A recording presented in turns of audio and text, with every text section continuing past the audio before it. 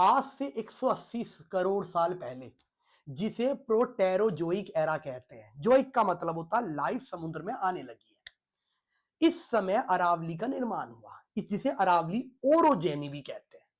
अब यह हुआ कैसे? कोबर अपनी जियोसिंक्लाइन थ्योरी में बताते हैं कि किस तरीके से एक मारवार का क्रेटोन था और एक बुंदेलखंड का क्रेटोन था। अब ये क्रेटोन होते क्या है? ठोस मास पृथ्वी के क्रेटोन कहलाते हैं।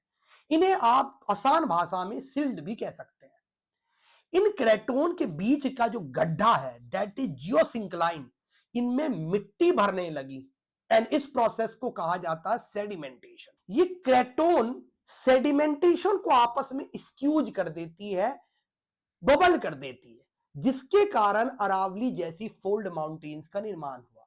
ये उसी तरह है जैसे आज से 6 करोड़ साल पहले टर्सरी पीरियड में हिमालय का निर्माण हुआ है, जो कि बहुत ही नए माउंटेन्स है।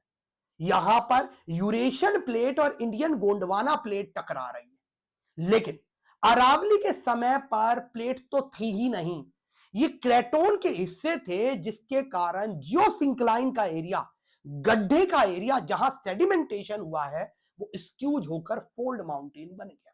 अरावली इतने पुराने माउंटेन्स हैं कि दुनिया में इन्हें रेजिडुअल माउंटेन्स भी कहा जाता है। और जब विंध्या की पहाड़ियां बनने लगी, तो अरावली और विंध्या के बीच में ग्रेट बाउंड्री फॉल्ट भी बना। अगर आप सवाई माधोपुर जाएंगे तो इस ग्रेट बाउंड्री फॉल्ट को भी देख लेंगे। हर माउंटेन का अंत आता है, जिसे ग्लिप्टोजेनेसिस कहते हैं।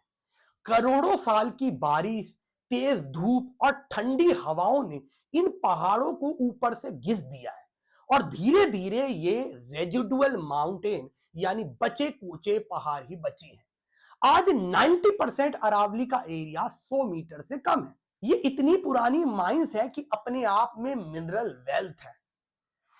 उदयपुर की जावर माइंस हो जहां पर लेड और जिंक मिलता है, खेतरी की माइंस हो जहां कॉपर मिलता है, और सबसे हैरत अंगेज बात यह है कि यहां पर ब्लू ग्रीन एल्गी, जो सबसे पहले जिन प्राणियों को कहा जाता है धरती की संरचना रखी इन्होंने, वो भी यहां पर मिलते हैं।